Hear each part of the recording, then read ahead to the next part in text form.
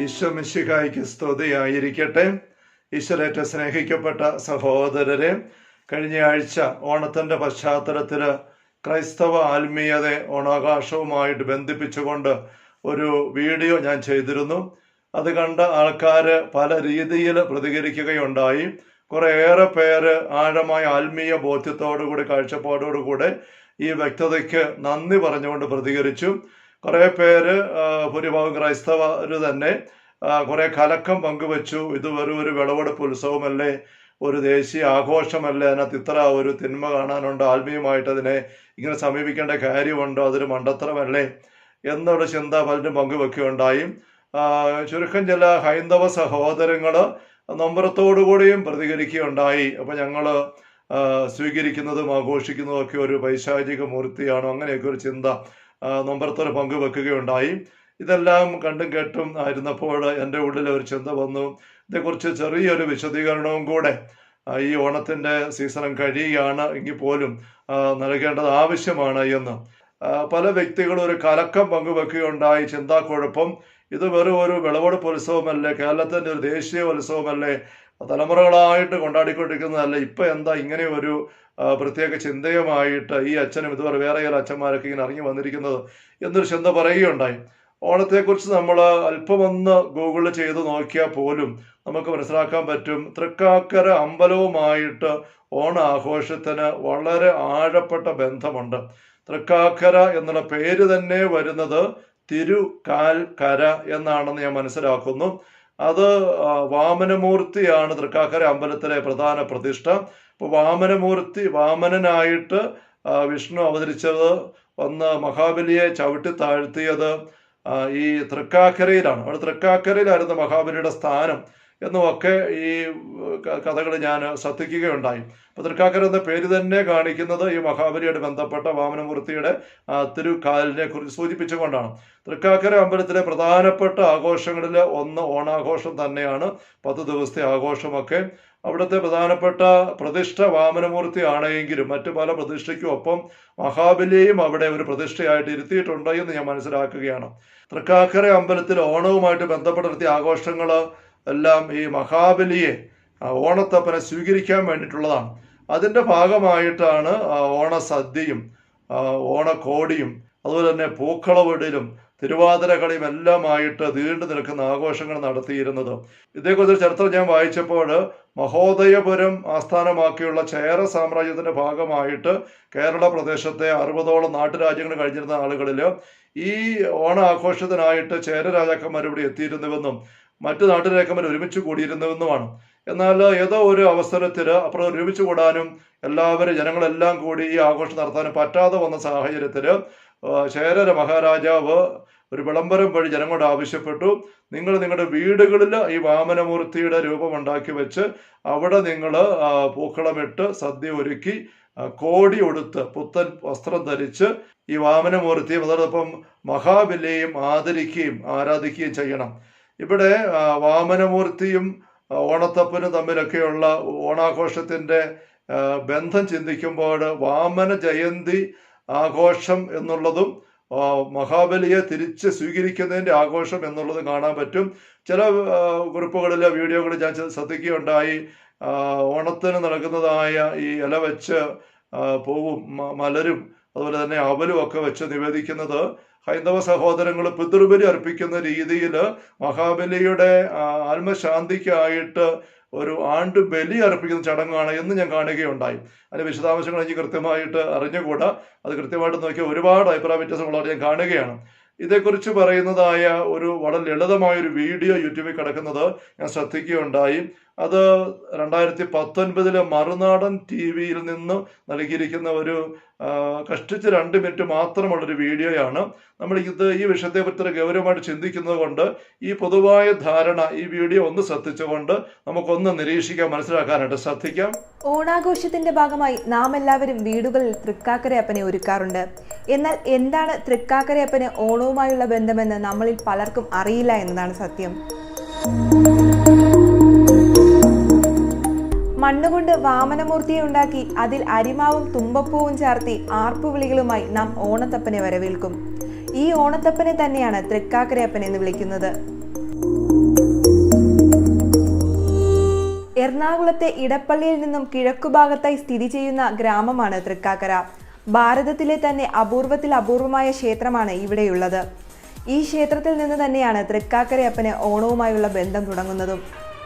മഹാവിഷ്ണുവിന്റെ 5ാമത്തെ അവതാരമായ വാമനമൂർത്തിയാണ് ഇവിടത്തെ പ്രതിഷ്ഠ. ഓണത്തിന്റെ ഐതിഹ്യം നമുക്കെല്ലാവർക്കും അറിവുള്ളതാണ്. മഹാബലിയെ പരീക്ഷിക്കാൻ വാമനന്റെ രൂപത്തിൽ വന്ന മഹാവിഷ്ണുവിന്റെ കാൽപാദം പതിഞ്ഞ മണ്ണായതുകൊണ്ടാണ് തൃക്കാക്കര എന്ന പേര് വന്നത്. തിരുകാൽക്കര എന്നത് ലോപിച്ച് പിന്നീട് തൃക്കാക്കരയായി മാറി. സത്യത്തിൽ ഓണം തൃക്കാക്കരയിലാണ്. ഓണാഘോഷം തൃക്കാക്കരയുമായി ബന്ധപ്പെട്ടിരിക്കുന്നു എന്നത് ചരിത്രത്തിൽ നിന്ന് തന്നെ വ്യക്തമാണ്. വാമനമൂർത്തിയുടെ ജന്മദിനമായ തിരുവോണനാളിൽ നടക്കുന്ന ആറാട്ടോടുകൂടി ഉത്സവത്തിന് കൊടിയിറങ്ങും. ഈ ഉത്സവത്തിൽ പങ്കെടുക്കാൻ പറ്റാത്തവരാണത്രേ സ്വന്തം വീടുകളിൽ പൂക്കളവും ഓണസദ്യയും ഒരുക്കി തൃക്കാക്കരയപ്പനെ നിവേദ്യമർപ്പിച്ച് ഓണം ആഘോഷിക്കുന്നത്. ഈ വീഡിയോയിൽ നമുക്ക് വ്യക്തമാണ് ഓണാഘോഷത്തിന്റെ പ്രത്യേകമായ ഘടകങ്ങൾ എന്തൊക്കെയാണ്, അവ എന്തിനു വേണ്ടിയിട്ടാണ് ചെയ്യുന്നത്, ഓണാഘോഷത്തിന്റെ കേന്ദ്ര സ്ഥാനം ആർക്കാണ് എന്നുള്ളതെല്ലാം ഇവിടെ വ്യക്തമാണ്. അവസാന ഭാഗത്ത് നമ്മൾ കാണുകയുണ്ടായി, ഈ തൃക്കാക്കര അമ്പലത്തിൽ വന്ന് ഈ ആഘോഷത്തിൽ പങ്കുചേരാൻ പറ്റാത്തവര് സമാനമായ രീതിയിൽ വീടുകളിൽ ഈ ഓണം ആഘോഷിക്കാൻ തുടങ്ങി എന്നുള്ള സൂചന അവിടെ കാണുകയുണ്ടായി. ഇനി അതുപോലെ തന്നെ യൂട്യൂബിൽ ഞാൻ ഓണാഘോഷത്തെ പറ്റിയുള്ള വീടുകളിലെ ആഘോഷം ഹൈന്ദവ സഹോദരൻ എങ്ങനെ നടത്തുന്നതിനെ പറ്റി ചിന്തിച്ചപ്പോഴും അന്വേഷിച്ചപ്പോഴും ഞാൻ കണ്ടതായ ഒരു ചെറിയ വീഡിയോ, അതിനകത്തൊരു ചെറിയൊരു ക്ലിപ്പ് ഞാൻ നിങ്ങളെ കാണിക്കുകയാണ്. വീടുകളിൽ നമ്മുടെ ഹൈന്ദവ സഹോദരങ്ങൾ പഴയ പ്രാചീന ആചാര രീതിയിൽ എന്താണ് ചെയ്തിരുന്നത്, ഓണത്തിന്റെ ചൈതന്യം അവരെങ്ങനെ മനസ്സിലാക്കിയിരുന്നു എന്നുള്ളത് ഈ ചെറിയ ഒരു വീഡിയോ ക്ലിപ്പ് നമുക്ക് വ്യക്തമാക്കി തരും. നമുക്കൊന്ന് ശ്രദ്ധിക്കാം. നമസ്കാരം. ആചാരങ്ങളിലേക്ക് വീണ്ടും സ്വാഗതം. ഓണം കേരളീയരുടെ ദേശീയ ഉത്സവമാണ്. എല്ലാ കുടുംബങ്ങളിലും ഓണം മുൻകാലങ്ങളിൽ അതിൻ്റെതായ ചിട്ടവട്ടങ്ങളോടെ ആചാരാനുഷ്ഠാനങ്ങളോടെ ആചരിച്ചിരുന്നു. കൂടുതലും മധ്യ വടക്കൻ കേരളത്തിലെ ഹിന്ദു ഭവനങ്ങളിലായിരുന്നു ഈ രീതികൾ നടന്നിരുന്നത്. പൂ പറിക്കാൻ കൂട്ടമായി പോവുക, അത്തം മുതൽ ഉത്രാടം വരെ മുറ്റത്ത് ചാണകമെഴുകി അതിൽ പൂക്കളമിടുക, ഓണത്തപ്പനെ അല്ലെങ്കിൽ തൃക്കാക്കരയപ്പനെ വച്ച് നേദിക്കുക, ഓണക്കോടി നൽകുക, ഓണസദ്യ ഉണ്ണുക, ഓണക്കളികളിൽ ഏർപ്പെടുക എന്നിവയായിരുന്നു പ്രധാന പരിപാടികൾ. ഇവിടെ നമ്മൾ കാണുകയാണ് ഈ ഓണത്തിന്റെ വിശേഷ കാര്യങ്ങളായിട്ട് പറയുന്നതായ ഓണസദ്യയും അതുപോലെ തന്നെ പൂക്കളവും പുത്തൻ പുടവ ഉടുക്കുന്നതും ഓണക്കളികളും എല്ലാം ഈ മഹാബലിയെ വീടുകളിലേക്ക് സ്വീകരിക്കുന്നതിന്റെ ഭാഗമായിട്ടാണ്. ഇതാണ് ഓണത്തെക്കുറിച്ചുള്ള കേരളത്തിലെ ഹൈന്ദവ സഹോദരങ്ങളുടെ സങ്കല്പം എന്നുള്ളത് നമ്മൾ നന്നായിട്ട് മനസ്സിലാക്കിയിരിക്കണം. എന്ന് പറയുമ്പോൾ ഈ ഓണാഘോഷം എന്ന് പറയുന്നത് നമ്മൾ പലപ്പോഴും ചിന്തിക്കുന്ന പോലെ ഒരു വിളവെടുപ്പ് ഉത്സവം അല്ല പ്രഥമത. വിളവെടുപ്പിന്റെ കർക്കിടക മാസം കഴിഞ്ഞിട്ട് ചിങ്ങത്തില് നല്ല ഇച്ചിരി പേര് തെളിഞ്ഞ് അതുപോലെ തന്നെ പണ്ടത്തെ കൊയ്ത്തുകാലം വരുന്നതിൻ്റെയൊക്കെ ഒരു ആഘോഷ പശ്ചാത്തലം ഉണ്ട്. എങ്കിൽ പോലും അതിനേക്കാളൊക്കെ ആഴപ്പെട്ട് നിൽക്കുന്നത് ഈ ഒരു വിശ്വാസപരമായ കാര്യങ്ങളാണ്. മാത്രമല്ല ഈ ഒരു ഓണാഘോഷം ഹൈന്ദവ സഹോദരങ്ങളുടെ ആഘോഷമായിട്ടാണ് പോന്നിരുന്നത് 1961 വരെ. 1961 കേരള സർക്കാർ ഇത് കേരളത്തിന്റെ ഒരു ദേശീയ ഉത്സവമായിട്ട് പ്രഖ്യാപിക്കുകയും അതേ തുടർന്നാണ് സർക്കാർ തലത്തിൽ മുൻകൈ എടുത്തുകൊണ്ട് നേതൃത്വം കൊടുത്തുകൊണ്ട് ഓണ ആഘോഷ പരിപാടി സംഘടിപ്പിക്കാൻ തുടങ്ങിയതും നമ്മുടെ സ്ഥാപനങ്ങളിലും നഗരങ്ങളിലും എല്ലാം ഇത് കടന്നു വന്നതും അതിന്റെ ഭാഗമായിട്ട് കുടുംബങ്ങളിലേക്കെല്ലാം കടന്നു വന്നതും ഇത് നമ്മളിപ്പോൾ ഇങ്ങനെ ഒരു വീഡിയോ ക്രൈസ്തവ ആത്മീയത ഓണാഘോഷം ചേർന്ന് പോകുന്നത് എങ്ങനെ ചേരുമെന്ന് ചിന്തിക്കാനായിട്ട് വന്നിരിക്കുന്നത് ഈ പശ്ചാത്തലത്തിലാണ്.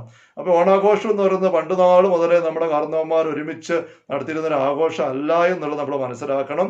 ഏതാണ്ട് ഒരു 60-61 വർഷമേ ആയുള്ള കേരളത്തിന്റെ ഒരു ദേശീയ ഉത്സവമായിട്ട് മാറിയിട്ട് അങ്ങനെ ഇത്രയും വർഷം മാറിക്കഴിഞ്ഞിട്ട് പോലും ഓണാഘോഷം എന്നും തൃക്കാക്കര അമ്പലവുമായിട്ട് ആഴപ്പെട്ട് ബന്ധപ്പെട്ട് നിൽക്കുന്ന ഒരു ഹൈന്ദവ വിശ്വാസ പ്രകാരമുള്ള ഒരു ആഘോഷവും ഉത്സവം തന്നെയാണ്. ഇനി അടുത്തതായിട്ട് നമ്മൾ ചിന്തിക്കുന്നത് ക്രൈസ്തവർക്ക് ഇത് ഓണാഘോഷം എന്തുകൊണ്ട് പറ്റുകയല്ലാതെന്ന് വരുന്നത് എന്നുള്ള ചിന്തയാണ്. പഴയ നിയമത്തിലെ ഇസ്രായേൽക്കാരുടെ ഉടമ്പടി ജനമാണ്. മോശ വഴി ദൈവം 10 കൽപ്പന നൽകിയിട്ട് ഈ കൽപ്പന പാലിച്ചാൽ നിങ്ങൾ എൻ്റെ ജനങ്ങളായിരിക്കും, ഞാൻ നിങ്ങളുടെ ദൈവമായിരിക്കും എന്നൊരു വാഗ്ദാനം കൊടുത്തു. ജനങ്ങൾ ആ ഉടമ്പടി സ്വീകരിച്ചു. ആടിനെ ബലി കഴിച്ച് രക്തം തളിച്ചുകൊണ്ടൊക്കെ അങ്ങനെ ദൈവത്തിന്റെ ഉടമ്പടി ജനമായിട്ട് അവർ മാറി 10 കൽപ്പന സ്വീകരിച്ചുകൊണ്ട്. ആ 10 കൽപ്പന ഒന്നാമത്തെ കൽപ്പന, ഞാനാണ് നിന്റെ ദൈവമായ കർത്താവ്, ഞാനല്ല വേറൊരു ദേവനോ ദേവിയോ നിനക്കുണ്ടാവരുത്, അങ്ങനെയുള്ള ഒന്നിന്റെ പ്രതിമ നിങ്ങൾ ഉണ്ടാക്കരുത്, അവയുടെ മുന്നിൽ വണങ്ങരുത്, അവയെ ആരാധിക്കുകയോ ചെയ്യരുത് എന്നിങ്ങനെ വളരെ കർക്കശത്തോടു കൂടിയുള്ള ഒരു കൽപ്പനയായിരുന്നു. അതനുസരിച്ച് ഇസ്രായേൽക്കാർ വളരെ ചിട്ട പുലർത്തിയിരുന്നു. ചില കാലഘട്ടങ്ങളിലൊക്കെ ഇസ്രായേൽക്കാർ ദേവീദേവന്മാരുടെ പിന്നാലെ മറ്റു വിജാതീയ സഹോദരങ്ങളുടെ രീതി കണ്ടിട്ട് പോയപ്പോൾ ദൈവം പ്രവാചകന്മാരെ അയച്ച്, നിങ്ങൾ വ്യഭിചരിക്കാൻ പോവുകയാണ്, ഞാനാണ് നിങ്ങളുടെ ഇസ്രായേലിന്റെ ഭർത്താവ്, എന്നെ ഉപേക്ഷിച്ചിട്ട് മണവാള എന്നെ ഉപേക്ഷിച്ചിട്ട് നിങ്ങൾ അന്യ സ്ത്രീയുടെ പിന്നാലെ ദേവീദേവനവരുടെ പിന്നാലെ പോകുന്നത് വ്യഭിചാരമാണെന്ന് പറഞ്ഞുകൊണ്ട് പോലും ശകാരിക്കുന്നത് കാണാനായിട്ട് പറ്റും യേശയ്യായാലും ജെരമ്യായാലും എല്ലാം. എന്ന് വെച്ചാൽ വിവാഹബന്ധത്തിന്റെ ദാമ്പത്യ വിശ്വസ്തത പോലുള്ളൊരു ഉടമ്പടി ബന്ധമാണ് ദൈവവും ജനതയും തമ്മിൽ ഇസ്രായേൽക്കാർക്കിടയിൽ ഉണ്ടായിരുന്നത്. അതിന്റെ ബാക്കിയായിട്ട് ക്രൈസ്തവ വിശ്വാസത്തിലേക്ക് വന്നപ്പം മാമോദിസ മുങ്ങിക്കൊണ്ട് ഇതേ ഉടമ്പടി ബന്ധത്തിലേക്കാണ് ക്രൈസ്തവ വിശ്വാസികളും ഇന്ന് കടന്നു വരുന്നത്. യേശു ക്രിസ്തുവിനെ കർത്താവ് ദൈവമായി സ്വീകരിക്കുന്നോ ഇല്ലയോ, സ്വീകരിക്കുന്നു എന്ന് ഏറ്റു പറഞ്ഞുകൊണ്ടാണ് മാമോദിസ മുങ്ങുന്നത്. അതോടുകൂടി വിവാഹത്തിൽ ഭാര്യയും ഭർത്താവുമായിട്ട് യുവാവ് യുവതിയും പരസ്പരം സ്വീകരിക്കുന്ന പോലെ ഒരു വ്യക്തി ഈശോയെ രക്ഷകനും കർത്താവുമായി ഈശോ വെളിപ്പെടുത്തി തൃത്യേക ദൈവത്തെ തങ്ങളുടെ ദൈവമായിട്ട് സ്വീകരിച്ച് ആ ദൈവത്തിന്റെ ജനമായിട്ട് മാറുന്നു. ഇതാണ് ക്രൈസ്തവ വിശ്വാസത്തിന്റെ അടിസ്ഥാനപരമായൊരു കാഴ്ചപ്പാട്. അപ്പൊ നമ്മൾ ഓണത്തിന്റെ ആഘോഷത്തില് അവിടെ ദേവനുണ്ട്, വാമനമൂർത്തിയുണ്ട്, അതുപോലെ തന്നെ മഹാബലി ഒരു അസുരനാണ്. ഒരു വശത്ത് ഒരു ഡിമോണിക് കിങ് എന്നുള്ള പരാമർശനം കൊണ്ട് ഇനി അതൊരു ദേവനായിട്ട് തന്നെ കരുതപ്പെടുകയാണെങ്കിൽ അത് അങ്ങനെയും എങ്ങനെ ആയാലും അങ്ങനെയുള്ള ഒരു മൂർത്തിയെ, സാന്നിധ്യത്തെ, അരൂപിയെ അല്ലെങ്കിൽ ഒരു ആശയത്തെ ബഹുമാനിക്കാനും ആദരിക്കാനും പോകുമ്പോൾ അത് നമ്മുടെ ഹൈന്ദവ സഹോദരങ്ങൾ ദൈവസ്ഥാനത്ത് കണ്ട് വണങ്ങുന്ന വ്യക്തികളും കാര്യങ്ങളും ആയതുകൊണ്ട് ആ രീതിയിലേക്ക് ക്രൈസ്തവ വിശ്വാസികൾ കടന്നു വരുന്നൊരു അപകടമാണ് അവിടെ വരുന്നത്. എന്ന് വെച്ചാൽ നമുക്കൊരു ദേശീയ പതാകയെ നമ്മൾ വണങ്ങുമ്പോൾ ആ തുണിക്കഷ്ണത്തെ അല്ല വണങ്ങുന്നത്, മറിച്ച് ആ തുണിക്കഷ്ണത്തിൽ പ്രിന്റ് ചെയ്തിരിക്കുന്ന അടയാളങ്ങളുണ്ട്. അത് നമ്മുടെ രാഷ്ട്രത്തിന്റെ സൂചനയാണ്, ഏതെങ്കിലും രാഷ്ട്രത്തിന്റെ ആണെങ്കിലും. അപ്പൊ ആ രാഷ്ട്രത്തിലുള്ള ബഹുമാനമാണ് പതാകയുടെ മുമ്പിൽ സല്യൂട്ട് ചെയ്യുകയും ആദരവോടെ എണീറ്റ് നിൽക്കുകയൊക്കെ ചെയ്യുമ്പോൾ നമ്മൾ പ്രകടിപ്പിക്കുന്നത്. അല്ല ഒരു തുണിക്കഷ്ണത്തിലുള്ളതല്ല. ഏതൊരു രാഷ്ട്രീയ പാർട്ടിയുടെയും കൊടി അത് ആ തുണിക്കഷ്ണമല്ല, അല്ലെങ്കിൽ അടുത്ത ഫ്ലെക്സ് അല്ല അവിടെ വിഷയം. അത് സൂചിപ്പിക്കുന്നത് രാഷ്ട്രീയ പാർട്ടിയാണ്. ആ പാർട്ടിയോടുള്ള അടുപ്പവും ബഹുമാനവും ആദരവും ആവേശവും തീഷ്ണതയും എല്ലാമാണ് ആ പതാകയെ വണങ്ങുക വഴിയായിട്ട് ഒരു വ്യക്തി പ്രകടിപ്പിക്കുന്നത്. ഈ ഒരു പശ്ചാത്തലത്തിൽ വേണം നമ്മൾ ഓണാഘോഷത്തിന്റെ ഭാഗമായിട്ട് വാമനമൂർത്തി അല്ലെ മഹാബലിയെ സ്വീകരിക്കുന്നതും ആ സ്വീകരണത്തിന്റെ അടയാളമായിട്ട് ആദരവിന്റെ പ്രകടിപ്പിക്കലായിട്ട് സന്തോഷത്തിന്റെ ആഘോഷ വിഷയങ്ങളായിട്ട് സദ്യയും ഓണക്കോടിയും പൂക്കളവും ഒക്കെ ഒരുക്കുന്നതും കാണുവാനായിട്ട്. അപ്പൊ പൂക്കളമല്ല അവിടെ പ്രധാനപ്പെട്ട വിഷയം, അല്ലെങ്കിൽ സദ്യയല്ല, ഓണക്കോടി പുത്തൻ ഉടുപ്പെടുത്തുകൊണ്ടായിരിക്കുന്നതല്ല. അതെല്ലാം വഴി മറ്റൊരു വ്യക്തിയിലേക്കാണ് നമ്മുടെ ഉള്ളിന്റെ ആദരവും സ്നേഹവും സ്വീകരിക്കാനുള്ള സന്നദ്ധയും തുറവയെല്ലാം നമ്മൾ കൊടുക്കുന്നത്. അത് ഈ പറഞ്ഞ വാമനനോ അല്ലെങ്കിൽ ഓണത്തപ്പനോ ഒക്കെയാണ്, മഹാബലിയാണ്. അതുകൊണ്ടാണ് ഇവിടെ ഇത് ഒന്നാം പ്രമാണത്തിന് നിരക്കാത്തതായിട്ട് ക്രൈസ്തവർ മനസ്സിലാക്കേണ്ടതായിട്ട് വരുന്നത്. ഈശോ പഠിപ്പിക്കുന്നിടത്ത് മത്തായിയുടെ സുവിശേഷം 10-ാമത്തെ അധ്യായത്തില് 40-ാമത്തെ തിരുവചനത്തില് ഇങ്ങനെ പറയുന്നുണ്ട്, അപ്പസ്വരന്മാരെ അയക്കുമ്പോൾ നിങ്ങളെ സ്വീകരിക്കുന്നവൻ എന്നെ സ്വീകരിക്കുന്നു, എന്നെ സ്വീകരിക്കുന്നു എന്നെ അയച്ചവനെ സ്വീകരിക്കുന്നു. അപ്പോൾ നമ്മൾ ഓണാഘോഷത്തിന്റെ ഈ പറഞ്ഞ ആചാരങ്ങൾ, പൂക്കളവും ഓണപ്പുടവയും സദ്യയും ഒക്കെ ആയിട്ട് നീങ്ങുമ്പോൾ അവയെ നമ്മൾ ഉള്ളിലേക്ക് എടുക്കുമ്പോൾ അവ സൂചിപ്പിക്കുന്ന വ്യക്തികൾ അവർ പിന്നിലുണ്ട്. അതാരാണ്? ഈ പറഞ്ഞ വാമനമൂർത്തിയും അതുപോലെ തന്നെ മഹാബലിയും ഒക്കെയാണ്.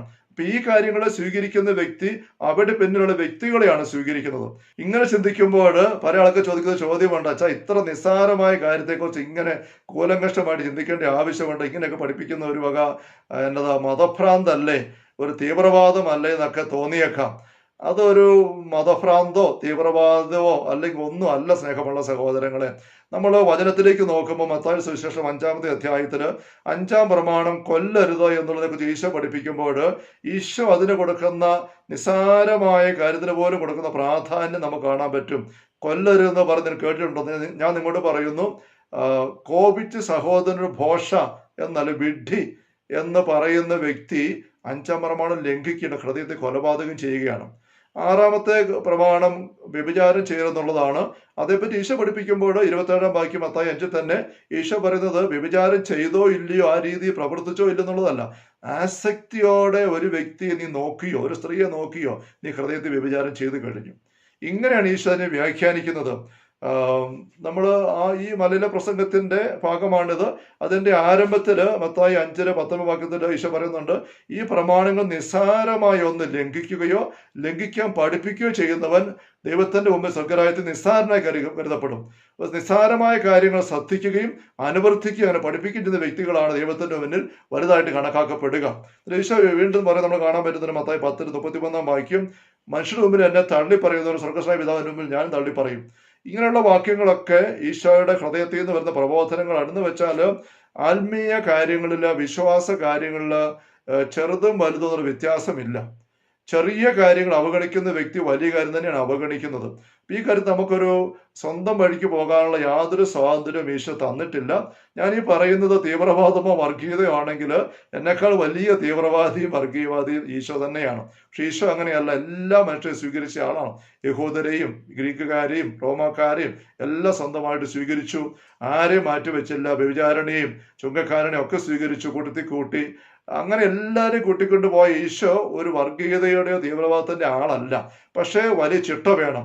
കുഞ്ഞു കാര്യങ്ങളുള്ള ചിട്ടയാണ് വലിയ കാര്യങ്ങളെ വിജയിപ്പിക്കുന്നത്. നമ്മൾ പറയാറില്ല, trifles make perfection, but perfection is not anything trifle.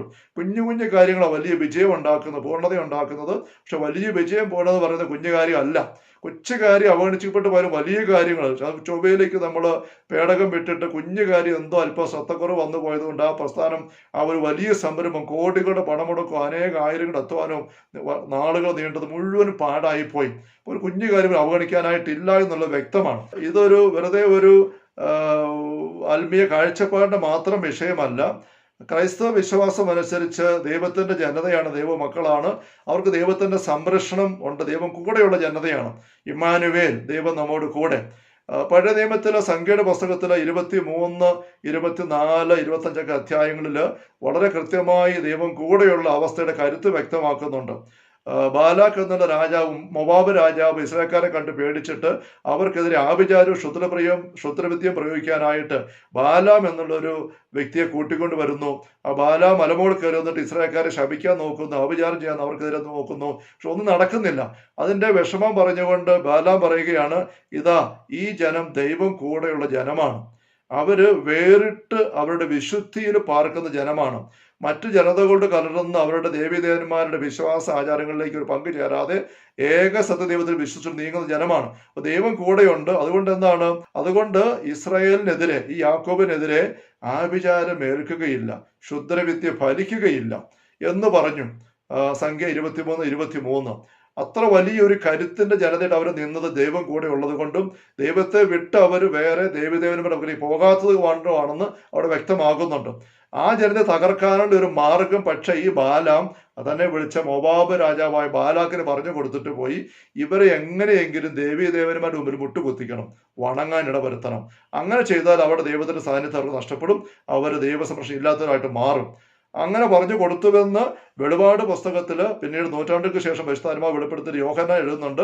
വെളിപാട് 2:14 പെർഗാമോസിലെ സഭയ്ക്കുള്ള മുന്നറിയിപ്പ് പറയുമ്പോൾ ബാലാമിന്റെ ദുഷ്പ്രേരണ വ്യഭിചാരം ചെയ്യാനും വിഗ്രഹത്തെ അർപ്പിച്ചത് ഭക്ഷിക്കാനും ജനത്തെ ബാലാക്കിന് ദുരുപദേശം കൊടുത്ത ബാലാമിന്റെ ഉപദേശം പിന്തുണ വ്യക്തികൾ നിന്റെ സഭയിലുണ്ട് എന്ന് പറഞ്ഞ് താക്കീത് കൊടുക്കുകയാണ്. എന്ന് വെച്ചാൽ ബാലാം ഇങ്ങനെ പറഞ്ഞിട്ട് പോയി, ബാലാക്ക് അത് ചെയ്തു. തൻ്റെ മൊവാബ് രാജ്യത്തെ സൗന്ദര്യവതികളായ സ്ത്രീകളെ ഇസ്രായേൽക്കാരുടെ പക്കലേക്ക് പല കാരണങ്ങളുടെ പേര് പറഞ്ഞു വിട്ടു, ഇടപെടാൻ അവസരം കൊടുത്തു സ്വതന്ത്രമായിട്ട്.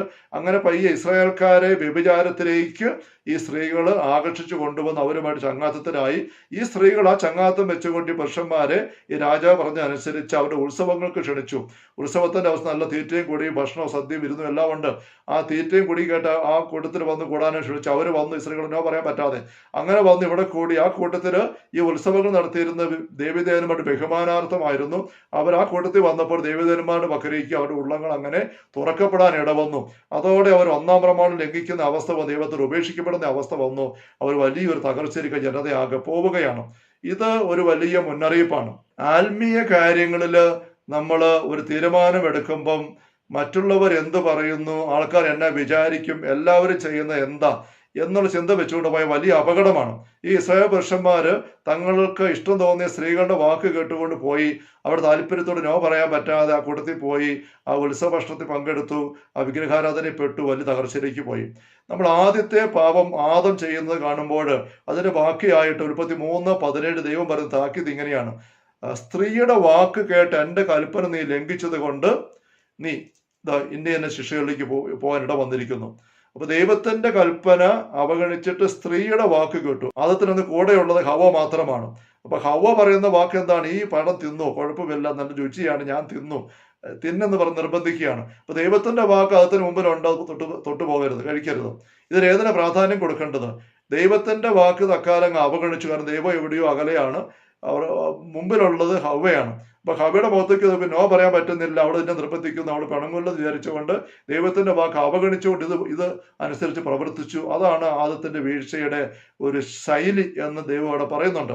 അതുപോലെ തന്നെ വീണ്ടും ഞങ്ങളോട് ഞാൻ ശ്രദ്ധപ്പെടുത്തുകയാണ്, സാമുവേലിന്റെ 1-ാം പുസ്തകം 15-ാമത്തെ അധ്യായത്തിൽ സാവൂൾ രാജാവ് യുദ്ധത്തിന് പോകുമ്പോൾ സാമുവേൽ പറഞ്ഞിരുന്നു, അവിടെ നിന്ന് ഒന്നും ഇങ്ങോട്ട് കൊണ്ടുവന്നേക്കരുത്, മൃഗങ്ങളോ ഒന്നും കൊണ്ടുവന്ന എല്ലാം അവിടെ തീർത്തിട്ടേ വരാവുള്ളൂ. പക്ഷെ അവിടെ ചെന്ന് നല്ല കൊഴുത്ത മൃഗങ്ങളും ആടുമാടുകളും എല്ലാം കണ്ടപ്പോൾ ജനം പറഞ്ഞു, നമുക്കിത് കുറച്ച് കൊണ്ടുപോകാം നമ്മുടെ നാട്ടിലേക്ക്, ദൈവത്തിന് ബലിയർപ്പിക്കാമല്ലോ. അങ്ങനെ പറഞ്ഞപ്പോൾ സാമൂൽ രാജാവിന്റെ മനസ്സിൽ സാമൂലിന്റെ വാക്കുണ്ട്. പക്ഷേ ജനത്തിന്റെ ആവേശം എല്ലാം കണ്ടപ്പോൾ സാവൂള് അത് അർത്ഥസമ്മതം മൂളി, എന്നാൽ പിന്നെ കൊണ്ടുവരാൻ പറഞ്ഞു, അവന്റെ സമ്മതം. അങ്ങനെ മൃഗങ്ങളെല്ലാം കൊണ്ട് ബലിയർപ്പിക്കാനാണെന്ന് പറഞ്ഞുകൊണ്ട് അപ്പോൾ സാമൂൽ വന്നിട്ട് ശക്തമായിട്ട് ചോദിക്കുകയാണ്, അനുസരണം ബലിയേക്കാൾ ശ്രേഷ്ഠം, ദൈവത്തിന്റെ കൽപ്പന അനുസരിക്കുകയാണ് നീ ചെയ്യേണ്ടത്, അല്ല ബലിയർപ്പിച്ച് ദൈവത്തെ പ്രീതിപ്പെടുത്താൻ വേണ്ടി സ്വന്തം വഴിക്ക് നോക്കുകയല്ല. ആ ഒരു ഒറ്റ സംഭവത്തിന്റെ പേരെയാണ് ഇസ്രായേലിന്റെ ആദ്യത്തെ രാജാവായ സാവൂൾ തന്റെ സിംഹാസനം നഷ്ടപ്പെട്ടതും പിന്നീട് അദ്ദേഹം ആത്മഹത്യയിൽ അവസാനിക്കേണ്ടതായിട്ട് വന്നതും. അപ്പൊ അദ്ദേഹം ഇതേപ്പറ്റി നൊമ്പരപ്പെട്ട് പിന്നീട് ഈ സാവൂൾ പറയുന്നുണ്ട്, ഞാൻ ജനത്തെ ഭയപ്പെട്ട് ദൈവത്തിന്റെ കൽപ്പനയും അങ്ങയുടെ വാക്കുകളെയും അവഗണിച്ച് തെറ്റ് ചെയ്തു എന്ന് പറഞ്ഞ് ഏറ്റുപറയുന്നുണ്ട്. അപ്പൊ ജനത്തെ ഭയപ്പെട്ടിട്ട് ദൈവത്തിന്റെ കൽപ്പന, ദൈവ വ്യക്തികളുടെ വാക്കുകളെ അവഗണിച്ചു പോയത് സാവൂളിന്റെ തകർച്ചയ്ക്കായിട്ട് വരുത്തി. വീണ്ടും നമുക്ക് കാണാം, പുറപ്പാട് പുസ്തകത്തിൽ നമ്മൾ കഴിഞ്ഞ വീഡിയോ പറഞ്ഞതാണ്, 32-ാം അധ്യായത്തിൽ 1-23 വാക്യങ്ങളിൽ ജനത്തിന്റെ കൂടെ 40 ദിവസം അഹറോൻ നിന്ന് കഴിഞ്ഞപ്പം ജനത്തിന്റെ ആഗ്രഹവും ആവേശവും എല്ലാം ഒപ്പിയെടുത്ത് അതിനകത്ത് കുതിർന്ന് കാളക്കൊട്ട ഉണ്ടാക്കി ആരാധിക്കാൻ ഇടവന്നു. മഹാപുരോഹിതനായിരുന്നിട്ട് പോലും മോശ സമയം 40 ദിവസം മലമോട് ദൈവത്തിന് മുമ്പിലായിരുന്നു. ദൈവത്തെ നോക്കി വന്നപ്പോൾ പ്രമാണങ്ങളുമായിട്ട് ഇറങ്ങി വന്നു ശക്തമായ അഭിഷേകത്തോടു കൂടെ. ഇതാണ് നമ്മൾ ദൈവത്തെ നോക്കിയാലുള്ള കരുത്ത്, ദൈവത്തെ ജനത്തെ നോക്കിക്കൊണ്ട് നീങ്ങാൻ പോയാലുള്ള അപകടം. ഇത് നമ്മൾ നന്നായിട്ട് മനസ്സിലാക്കണം. അതുകൊണ്ട് ഓണാഘോഷത്തെ ചിന്തിക്കുമ്പോൾ അവർ ചെയ്യുന്നുണ്ടല്ലോ, ഇവർ ചെയ്യുന്നുണ്ടല്ലോ, നമുക്കതിനകത്ത് കൂടിയ എന്നാ കുഴപ്പം? ചിലരൊക്കെ പറയുണ്ടായി, പള്ളികളിലൊക്കെ പലയിടത്തും എത്ര പള്ളികളിൽ ഓണസദ്യ വെക്കുന്നുണ്ട്, മാവേലിയെ സ്വീകരിക്കുന്നുണ്ട്, മഠങ്ങളിൽ സിസ്റ്റേഴ്സ് നൃത്തം പാടി തിരുവാതിര കളിക്കുന്നുണ്ട്, പിന്നെ ഈ അച്ഛൻ എന്നാ കുഴപ്പം എന്ന് ചോദിച്ചുകൊണ്ട് പലരും പല ചീത്തയും തെറിയൊക്കെ പറയുണ്ടായി. ഞാനത് പലതും കണ്ടു. എനിക്ക് ആരോടും ഒരു പിണക്കവും ഇല്ല, എനിക്ക് ഒരു വിഷമവും തോന്നിയില്ല. ഈ സഹോദരങ്ങൾ അതാ കാര്യം മനസ്സിലാക്കാതെയാണല്ലോ പറയുന്നത് എന്നൊരു ചിന്ത മാത്രമേ എനിക്ക് വന്നുള്ളൂ. ഞാനും എൻ്റെ ജീവിതത്തിൽ സെമിനാരിൽ പഠിക്കുന്ന കാലഘട്ടത്തിൽ അന്ന് അവിടുത്തെ അച്ഛന്മാർക്ക് ഇതേപ്പറ്റി ബോധ്യമില്ലായിരുന്നു. അവർ ഓണാഘോഷം നടത്തി, അതിനകത്ത് ഞാനും ആഘോഷം കൂടിയിട്ടുണ്ട്. മഹാബലി ഉണ്ടാക്കാനും സദ്യ ഉണ്ടാകാനും ഒക്കെ കൂടിയിട്ടുണ്ട്. അത് വെച്ചുകൊണ്ട് ആദ്യം വികാരിയെ പള്ളികളിൽ ഞാൻ ഇങ്ങനെ നടത്തിയിട്ടുണ്ട്. നല്ല വണ്ണവും വയറും ഒക്കെ ഉള്ള കൈക്കാരുടെ സന്ദേശ അധ്യാപകരൊക്കെ ഭാവിയിലായിട്ട് വേഷം കെട്ടിച്ച് ഇങ്ങനെ കൊണ്ടുവന്നൊക്കെ ഇടവകയിൽ സ്വീകരണം കൊടുത്ത സംഭവങ്ങളൊക്കെ എൻ്റെ ജീവിതത്തിലുണ്ട്. പക്ഷെ അന്ന് എനിക്ക് അറിവില്ലായിരുന്നു. ഇപ്പൊ എനിക്ക് അതിനെപ്പറ്റി ബോധ്യം കിട്ടിക്കഴിഞ്ഞപ്പോൾ ആ കാര്യം അനുവർത്തിക്കാതിരിക്കാൻ പറ്റത്തില്ല. അത് ഞാൻ അണുവിട തെറ്റാതെ അനുവർത്തിക്കുന്നുണ്ട് വർഷങ്ങളായിട്ട്. ഇപ്പോഴും ഈ ദിവസങ്ങളിൽ എൻ്റെ ആദ്യത്തെ വീഡിയോയ്ക്ക് പ്രതികരിച്ചുകൊണ്ടുള്ള കമൻറ്റുകളിൽ ചില ചിന്ത പറയുകയുണ്ടായി, നമ്മളെല്ലാവരുമായിട്ട് ചേർന്ന് പോവുകയല്ല ചെയ്യേണ്ടത്, സന്തോഷത്തിൽ കൂടുകയല്ല ചെയ്യേണ്ടത്, എന്ത് രസമാണ് ഒരുമിച്ച് സദ്യ ഉണ്ടാക്കിയും വടംവലി നടത്തിയും ഓണത്തപ്പനെ വരവേറ്റും ഒക്കെ, നാടിൻ്റെ ഉത്സവമല്ലേ, അങ്ങനെ കൂടിയാൽ പോരെ? അങ്ങനെ ഒരു സാമൂഹിക അവബോധം വേണ്ടേ, ഒരു കൂട്ടായ്മ വേണ്ടേ, സൗഹാർദ്ദം വേണ്ടേ എന്നൊക്കെ അനേകം ചോദിക്കുകയുണ്ടായി.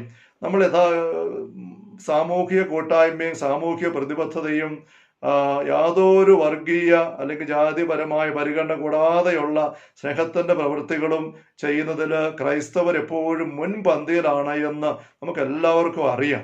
ക്രൈസ്തവ സഭ നടത്തുന്ന ആദരാലയങ്ങളും പള്ളിക്കൂടങ്ങളും അല്ലെങ്കിൽ ജീവകാരുണ്യ പ്രവർത്തനങ്ങളും സാമൂഹിക പ്രവർത്തനങ്ങളും എല്ലാം സഭയിലെ അംഗങ്ങൾക്ക് മാത്രം ഒരിക്കലും പരിമിതപ്പെടുത്തിയിട്ടില്ല. മദർ തെരേസയൊക്കെ നമുക്കറിയാം, ജാതിയോ മതം ഒന്നും നോക്കാം, എല്ലാവരിലേക്കും സ്നേഹവുമായിട്ട് ഇറങ്ങിത്തിരിക്കുകയാണ്. അതിനകത്ത് അത് നിറഞ്ഞ സ്നേഹത്തോടെ സകലരെയും സ്വർഗീയ പിതാവിന് മക്കളായിട്ട് കണ്ട് സഹോദര സഹോദരി എന്ന് പറഞ്ഞ് വിളിച്ചുകൊണ്ട് സ്വന്തം എന്ന പോലെ ചേർത്ത് പിടിച്ചു പോകുന്ന ശൈലിയാണ് സഭയ്ക്കുള്ളത്.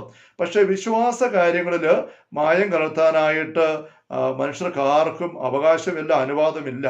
അതാണ് ഓണത്തിൻ്റെയൊക്കെ ആഘോഷങ്ങളിൽ സ്വന്തം വിശ്വാസത്തിൻ്റെ ഏറ്റവും അടിസ്ഥാനമായിട്ട് നിൽക്കുന്ന ഏകദൈവ വിശ്വാസം, അതിൻ്റെ 1-ാം കൽപ്പന 10 കൽപ്പനകളിൽ അതിനെ അവഗണിച്ചുകൊണ്ട് മറ്റ് ദേവീദേവന്മാരിലേക്ക് നമ്മുടെ ഉള്ളങ്ങളെ പോകാൻ ഇടവരത്തക്ക രീതിയിൽ ആഘോഷങ്ങളും കാര്യങ്ങളൊക്കെ പോകുന്നതിൻ്റെ അപകടം അത് തിരിച്ചറിയാനായിട്ട് സാധിക്കണം.